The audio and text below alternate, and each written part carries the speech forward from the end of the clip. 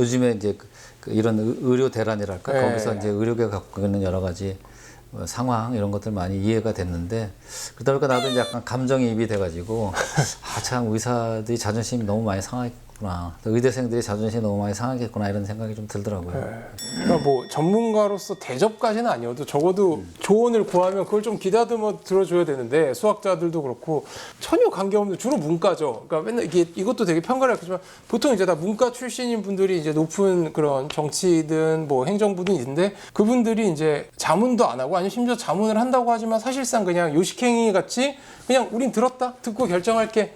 사실 의미 없는 형식적인 간담회만 몇 번 하고 이러니까 약간 좀 조심스럽긴 한데 의대 증원 문제도 사실은 그런 상황에 대해서 전혀 사실은 기초 지식이 부족한 대통령이 그냥 던지는 바람에 시작이 됐고, 그렇죠. 2024년도에 1년 동안 그 R&D 예산이 5조 몇천억이 깎였는데 맞습니다. 그런 것들도 그냥 아무런 그런 과학계 사정을 모르는 그냥 외부인이 그렇지. 순간 즉흥적으로 뭐 그냥 정해버리니까. 근데 이제 지금 그 의료 사태뿐 아니라 지금 그 R&D 예산이 이제 2025년에 회복이 된다고 해도 그때 이제 5조 몇천억 깎은 게 어떤 영향을 미치냐면은 예를 들어서 연구소나 맞습니다. 학교나 이런 데 기존에 있는 사람들에게는 별로 영향이 없어요. 그 사람들 월급이 바뀌어요? 뭐가 바뀌어요? 그러니까 이제 결국 깎을 수 있는 게 그 신진 연구자들에게의 일자리부터 잘리고 또 신구 연구자들에게 주는 연구비부터 깎이다 보니까 학계로 막 들어오는 그렇죠. 이제 신진 연구자들의 어떤 사기, 또 그 사람들은 굉장히 인생의 설계에 대해서 민감한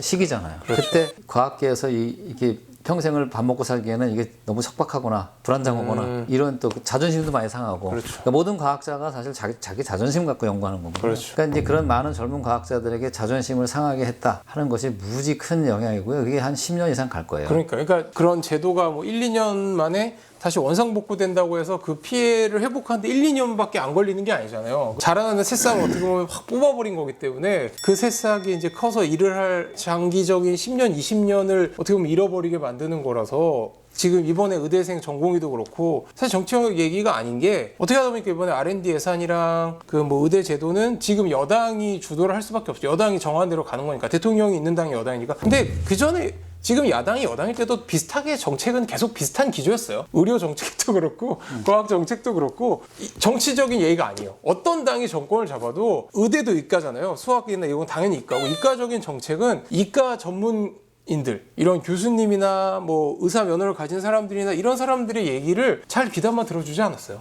네, 어떤 당이든 마찬가지예요. 그러니까 정치적인 예의가 아닌 거죠. 그러니까 집단 이기주의에 빠져 있는 사람들이라고 그냥 치부해버리고 마니까. 그러니까 너무 매도하는 감이 없지 않아 있는 거죠. 맞아요. 그러니까 당연히 뭐 의사들도 그렇고 이런 이공계 연구 인력들도 그렇고 당연히 어느 정도는 이기적인 마음을 가질 수밖에 없죠. 왜냐하면 생활인으로서의 당장 그 일을 해서 돈도 벌어먹고 살고 가족도 부양하니까 그런 부분도 분명히 있지만 뭐 의사나 아니면 학자로서의 그런 양심이나 포부 두 개가 다 있는데 포부나 양심은 거의 없는 것처럼 매도해버리면 사실은 되게 자존심이 엄청나게 상할 수밖에 없는 거죠. 돈보다 더 어떻게 보면 큰 상처인 거죠.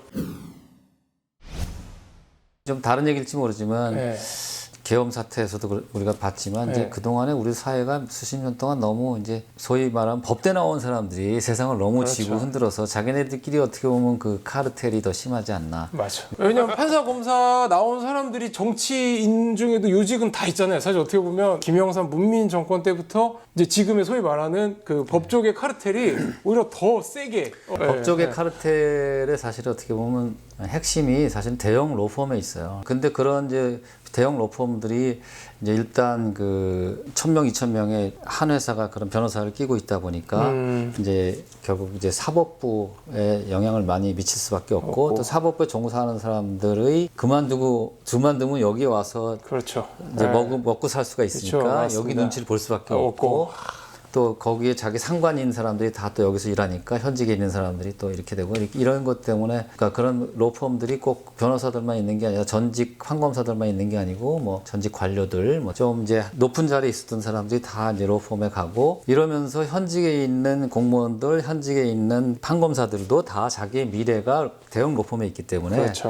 그래서 이 주류에서 밀리면 안 된다는 인식이 강해가지고 그들도 다 이제 소위 약간의 이제 소위 아웃사이더가 되지 않기 위해서 노력하다 하다 보니까 이제 집단적인 행동을 그렇죠. 하게 되고 뭐 똑같아요. 의료계도 의료계 정책을 하는 뭐 보건복지부나 뭐 아니면 의대 관장하는 교육부 이 애들이 의사들 말을 귀담아 들으려고 생각을 해도 그렇게 듣다 보면 자기의 그 연출, 보건복지부 마치면 보통 보험회사로 가거든요. 삼성이나 그런 보험회사에 그런 고문으로 가면 1년에 수억, 뭐 10억 넘게 연봉을 받는데 그쪽 얘기만 듣는 거예요. 예, 의료 정책을 필 때 그쪽 보험회사들이 엄청난 돈을 갖고 있으니까 마치 로펌이 엄청난 돈을 주무르고 있는 것처럼 그러니까 뭐 최근에 이제 문제가 되고 있는 그런 말도 안 되는 의료 정책들 해서 막 응급실 같은 거 막 지금 소위 괴사시킨 그런 그 지금 정부의 관료들은 다 지금 그런 퇴직하고 잘리면 보험회사로 다 그걸 뭐래죠? 영전이라 그러죠. 영전할 생각밖에 없다. 그러니까 욕먹는 걸 그 사람들도 알고 이거는 분명 그 사람들도 의사들을 아니까 이건 의사들을 죽이는 정책인 걸 아는데 본인들의 미래를 위해서는 어쩔 수 없다. 이런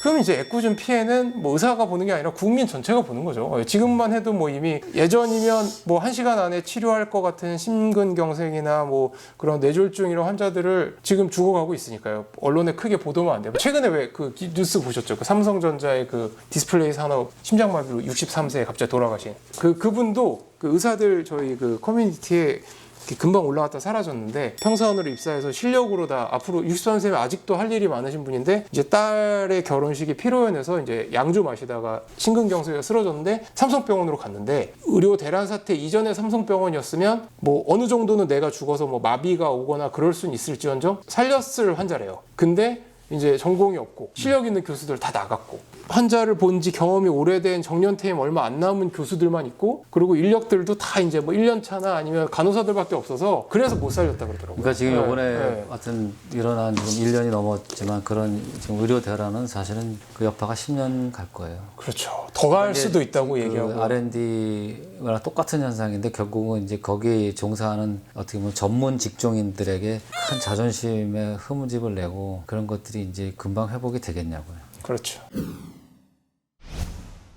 아예 손흥진 교수님 같은 분들이 뭔가 이렇게 칼럼 같은 데 기고를 하고 이러면 좀 힘 있는 장관이나 정치인들이 와서 좀 자문을 구하고 이런 문화가 돼야 되는데 이제 웃으시잖아요. 그럴 일이 일어날 수가 없는 게 우리나라라는 게 참 이게 안타까운 일이죠.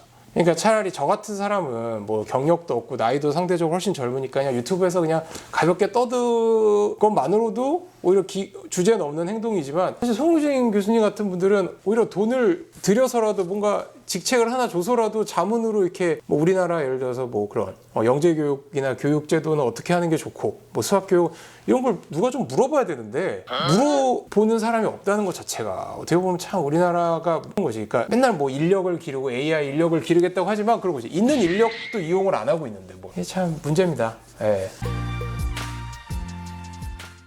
이 영상이 마음에 드셨다면 구독과 좋아요, 알림 설정까지 부탁드려요. 안녕.